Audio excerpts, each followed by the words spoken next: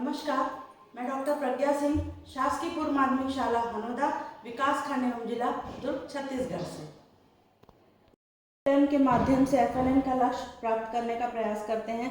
FLN में हमें मूलभूत संक्रियाएं बच्चों को सिखाना बहुत आवश्यक है। तो इस एक ही TLM से हम चारों मूलभूत संक्रियाओं को बच्चों को सिखा सकते हैं।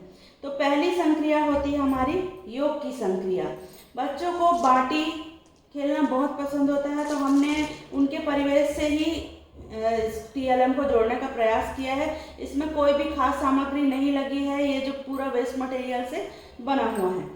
तो हमने पहला प्रश्न लेते हैं कि हम 3 धन 4 कितना होता है। तो यहाँ पर कप में हमने नंबर लिखे हुए हैं। तो 3 वाले में हमने 3 गोटियाँ डाल दी, 1 2 3, और 4 वाले में 4 गोटियाँ, 1 2 3 4। अब टोटल कितना हुआ योग करना है, बच्चे इसमें से गिनकर निकालेंगे। 1 2 3 4 5 6 7, कुल कितना हुआ 7। 3 धन 4 बराबर 7। अब हम घटाना सिखाएंगे बच्चों को। इसी प्रश्न को हम घटाने में ले लेते हैं। हमें 7 में से 3 को घटाना है। 7 वाले कप में हम 7 गोटियां डाल देते हैं। 2 3 4 5 6 और 7। अब इसमें से हमें 3 को घटाना है, तो 3 गोटियां निकाल लेते हैं। 1 2 और 3। टोटल कितनी बची, इस कप में कितनी गोटियां बची, बच्चों को गिन के बताने बोलेंगे। 1 2 3 और 4। तो उत्तर कितना आया हमारा, 7 में से 3 गया, उत्तर आया 4। अब आगे हम गुणा की संक्रिया भी इसी TLM से बता सकते हैं। गुणा जो है वह योग की ही संक्रिया है, बार बार जोड़ना ही गुणा के रूप में हम बच्चों को बताएंगे। हमें एक प्रश्न दिया है 3 का 4 से गुणा करना है।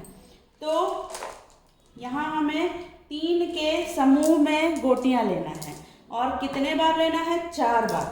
तो पहली बार हम लेंगे 3 गोटियां, 3 एकम 3, फिर 3 गोटियां लिया, 3 दूनी 6, फिर लिया 3 तिया 9, फिर लिया और 3 12।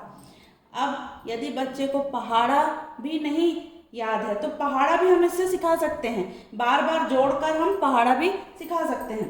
तो अब 3 गुणित 4 है। टोटल गोटियां कितनी हो गई वो गिन के निकालेंगे। 2 3 4 5 6 7 8 9 10 11 12। उत्तर कितना आया, 3 का जब हम 4 में गुणा करते हैं तो 12 आता है। भाग की संक्रिया भी हम इससे सिखा सकते हैं।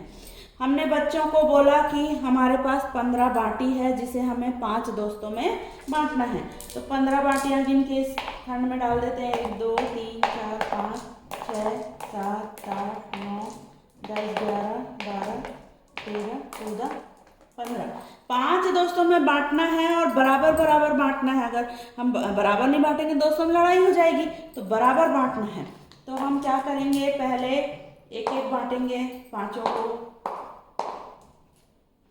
पहली बार हमने एक एक गोटी बांट दी, फिर दोबारा 1 2 5, दूसरी बार भी बराबर बराबर बांट दी, तीसरी बार 1 2 3 4 5। अब हम देखते हैं कि 5 दोस्तों को बराबर बराबर बट गई है।